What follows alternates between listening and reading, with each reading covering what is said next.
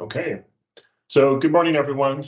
We are recording this webinar. We'll post this on our website, so feel free to consult it if you have any questions after the fact. Also, feel free to share this once we have it posted if other members of your team might benefit from the material that we cover here today.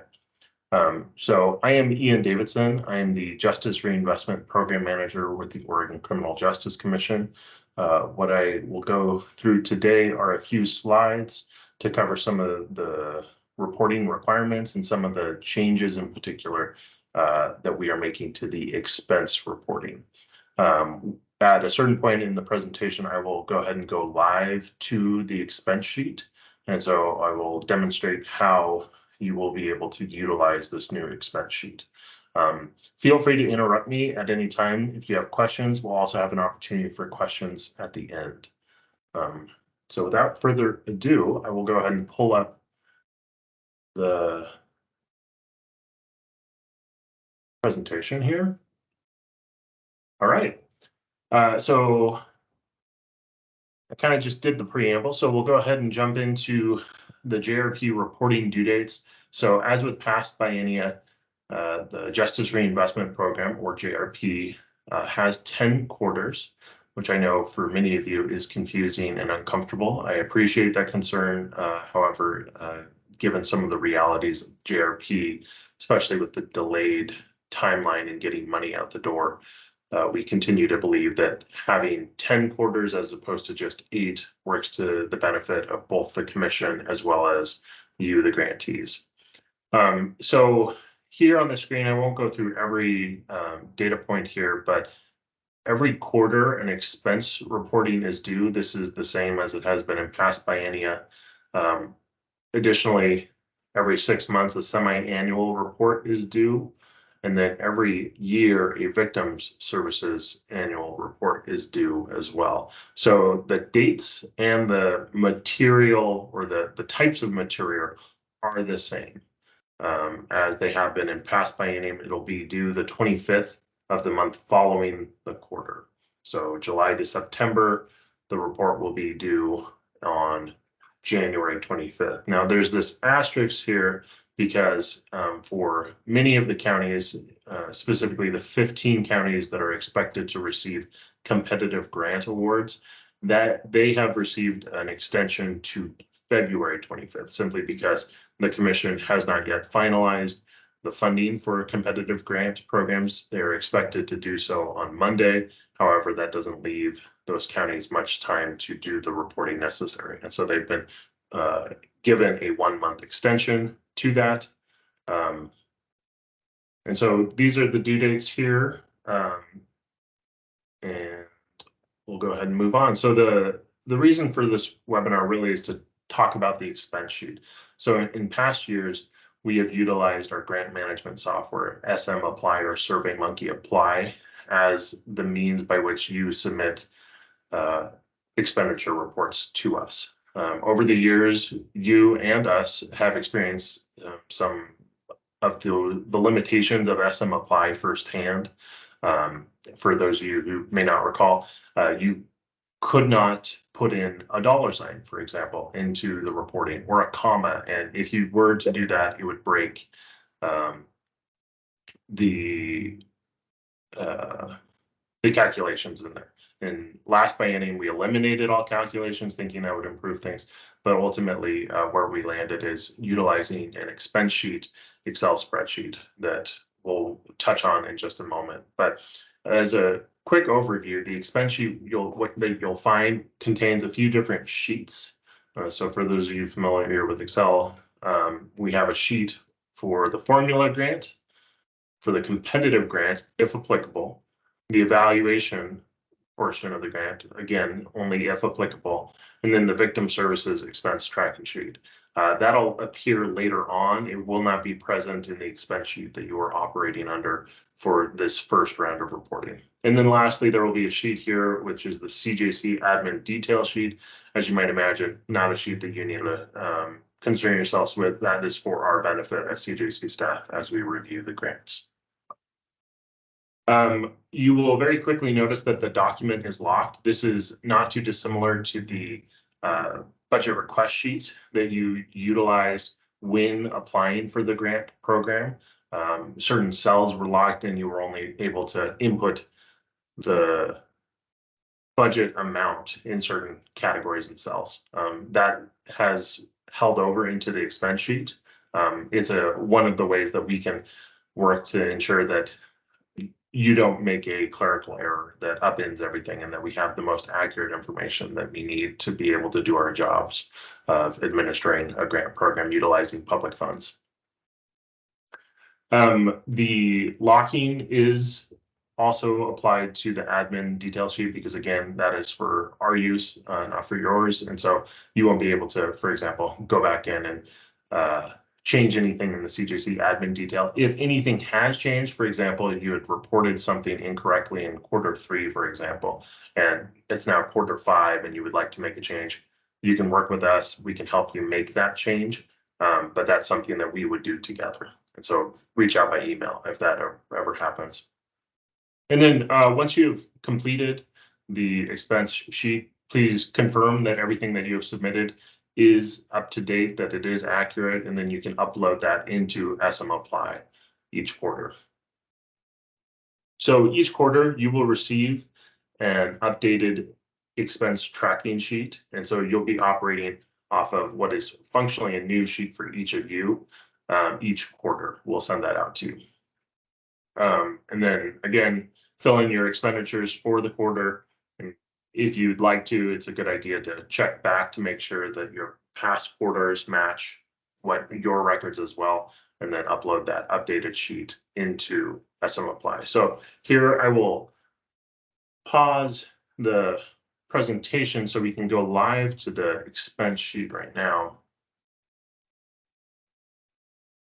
So here we're taking a look at Webinar County. It's a beautiful part of the state. And this looks very similar to the expense tracking sheets that either you have received or will receive. What you will see here is that the position titles or the line items are already pre-populated by us. And in fact, if I wanted to try and click in here and say, well, it's no longer a probation officer, I'm not actually able to, because it has been locked for me. Now, this particular example is a little bit of a forecast. So we're imagining here that you have already submitted a Q1 and a Q2, and that the quarter that you're working on is Q3. So let's imagine here that you have spent $25,000 on the PO2 position. You would input that here. It auto updates here, the summing. You could do that for each of those positions. And then you have a tally here to the right on the total remaining of those particular line items. So the initial award for the PO2 was $300,000. Based on 3 quarters of spending, you have $223,500 remaining. You also have a category remaining here, so all personnel. And then so for contractual, for example, Webinar County didn't request any funding. They were not approved for any funding in the contractual category. So you can't add anything. You can't report on anything here. So we'll just go ahead and scroll down to transitional housing. This last quarter, we spent $7,000. It's tallied there. You get the summing functions happening here off to the right. Equipment, same thing. Can't make any reports. I'm clicking here and nothing's coming up. However, I can click here on this particular line item for treatment supplies. So let's say we spent $1,000 this last quarter on that. And then here, training, we haven't yet attended the training, so I'll go ahead and put in a 0. And then administrative costs, we have spent $1,500 here. And then here, if you reach the bottom, you'll notice summary categories, or excuse me, summary spending here. You have your total award category, total spent. That's so Q1 to Q3 % spent, if that's a helpful metric for you, and then total remaining here. Now, if you see this error, that is to be expected because you were not awarded any funds in contractual. We went ahead and put in those equations in the event that you perhaps ultimately request an adjustment and something is added to contractual. So the the equation features are built in there. If you do see an error, please don't get concerned. That's just reflecting the fact that you were not awarded any funds in that particular category. And so the equation breaks.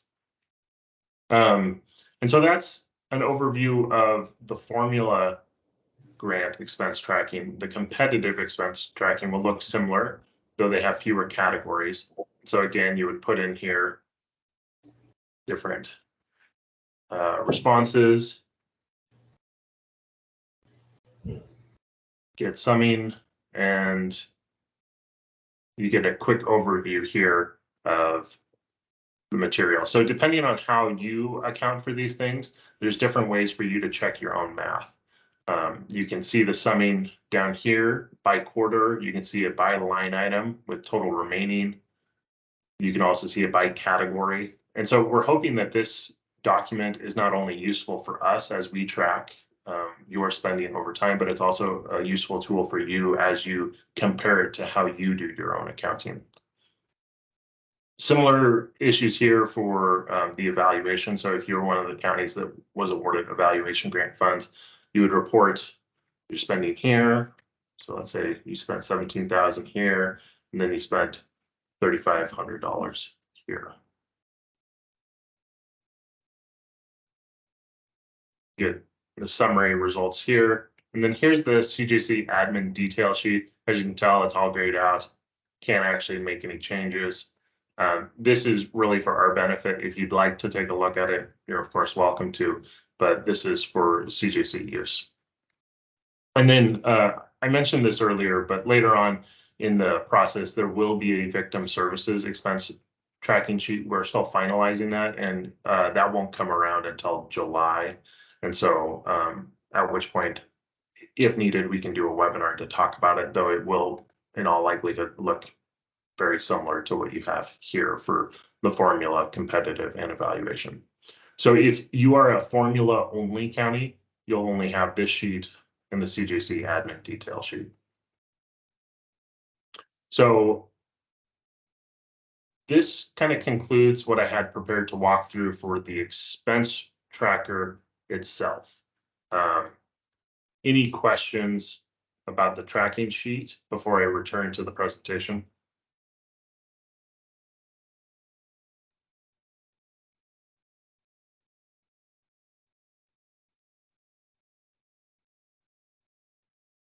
Okay. So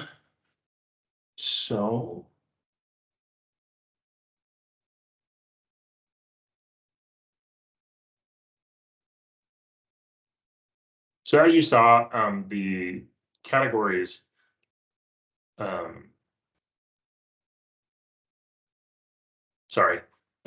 you saw, the expense tracking sheet is locked down. And so if you, for example, have that PO2 position, and as you go through time, you realize, actually, we want to change our program, we want to change how we're spending our money. There's a few different ways to do that. The overall category description that we're using to describe this is adjustment requests. It is very similar to what we had previously called amendment requests. The change in name is simply to reflect that some changes are not actually impacting the grant award agreement. So it's not an amendment in a technical sense of the word, but they are adjustments. So the first of these categorical changes is a minor budget adjustment. So this is when you are proposing to move less than 10% of your total award between categories or between line items. The 10% figure here is a magical number because the Criminal Justice Commission has dispensed authority to CJC staff to allow us to make those reviews and approve those changes.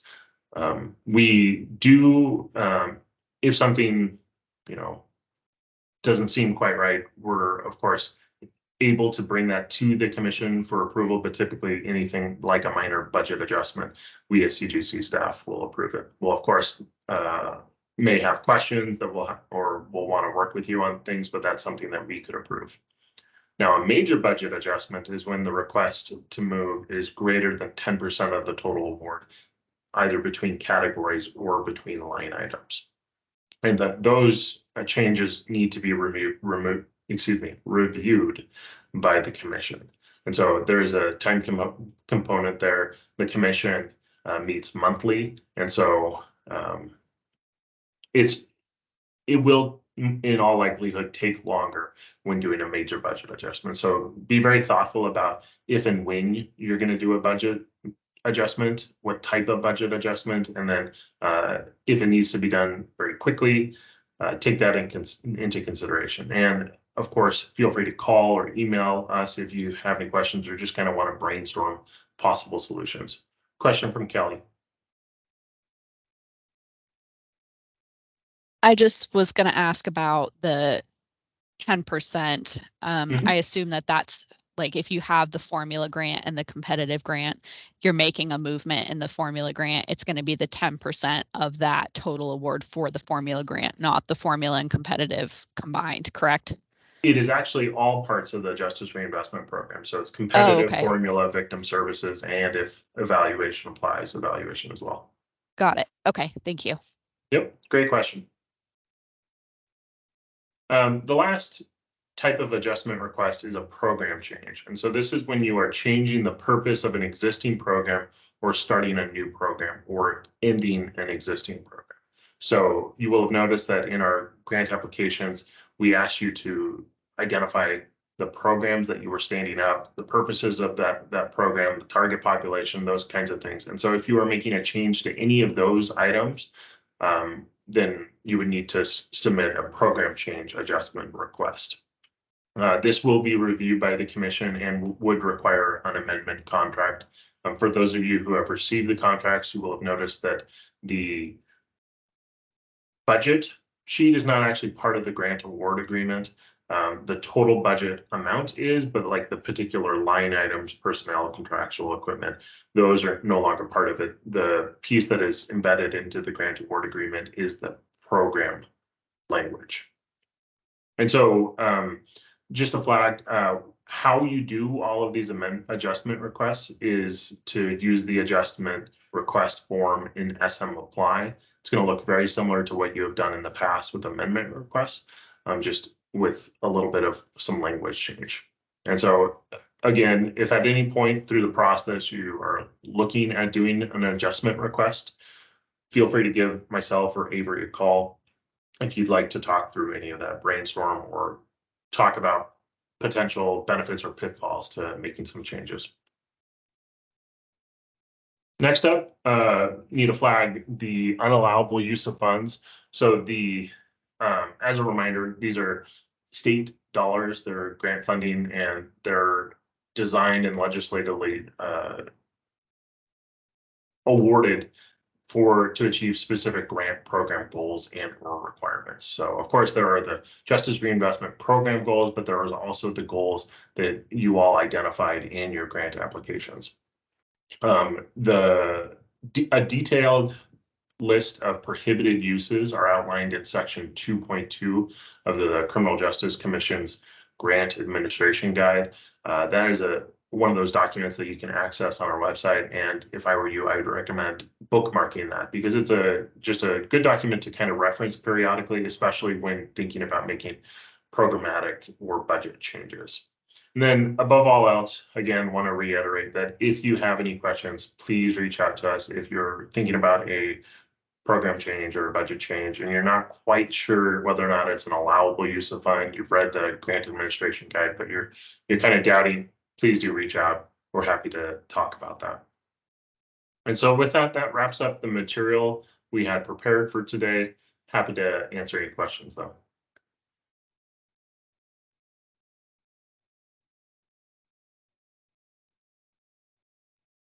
Karen.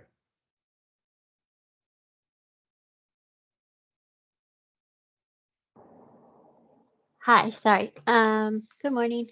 I was wondering if the expense reports will be emailed to someone or will they be downloadable from the portal? Avery, I'm going to do a phone a friend here. Yeah, for sure. We will email those out before the quarter opens for reporting. And who will we email the primary grant contact? Yes. Mhm. Great. And so that's the individual identified in your application as the primary grant contact.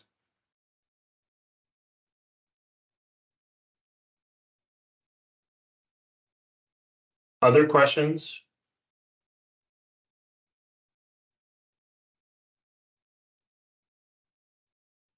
I did want to, oh, sorry. Kelly. I have another question, and this is actually kind of more for the group, I guess. So our accounting software that our county uses, there's a little bit of a struggle when it comes to overlapping quarters. So my question is, like with JRI and being that there's 10 quarters, there is some overlap between the previous, I guess, biennium for the JRI grant and the current one, if that makes sense, if I have that correct. Correct. So I guess my question more to the group is how do they account for that? So like for the ending of the 21-23 biennium for the JRI and those last quarters for the personnel, would they then not count personnel in the next one? I guess I'm not sure if I'm phrasing that correctly, but I don't want to count personnel twice when it's been already counted for in the previous biennium for those quarters. Is that, sorry, I'm not making a lot of sense here, but I'm trying to, I guess, figure out like, should I be counting it for both? Because in my mind, I shouldn't be counting it for both. Are you talking about, like, for example, in, let's say, November of 2023, there are two funding streams. There's the 21-23 Justice Reinvestment Funds, and there are the 23-25 Justice Reinvestment Funds. And so you could draw down from both funds. Is that what you're describing? Yeah, I basically just trying to make sure, like, see what other people do to make sure that they're accurately recording those numbers, because you could potentially draw down from both, but I'm not sure how other counties do that, or if they have a system in place in regards to, do they just draw down from the 21-23 and then leave 23-25 blank for that category? You see what I mean? Yeah, I'll let others maybe chime in on how they do it, but what I typically see is that the counties spend down their 21-23 funds first. And so for it might actually be a majority of counties that when they report 23-25 spending for Q1 and Q2, there's zeros across the board because they haven't yet spent that. Okay. Yeah, for Deschutes County, in our personnel categories for those first quarters, we'll have zeros because we've built it out to funding that was left over from the previous biennium. And so we keep two very separate trackings in terms of, we always bill the oldest biennium first, and then we will report zeros in newer categories. Okay, perfect. Yeah, that's what we have also tried to do here, but I wanted to make sure that that was kind of the standard, or the best standard practice for grants. And to me, that made most sense, was to spend down the oldest first, but I just wanted to make sure I wasn't doing something that was totally out of the norm. So thank you. Yeah, good question, Kelly. And it looks like Lane, Jackson, and Multnomah have chimed in and said that that's how they do it as well in the chat. That's where they chimed in. Awesome. Other questions?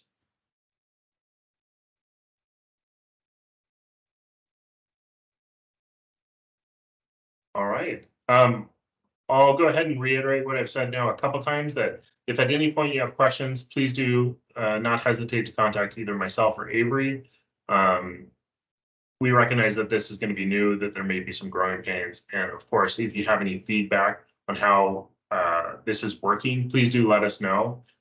Later on in the biennium, we will probably send out a survey to gauge how this is going. But right now, if you'd like to provide us some maybe informal feedback, that would also be appreciated. So with that, thanks for coming. We'll have this uploaded here in the next week or two to YouTube.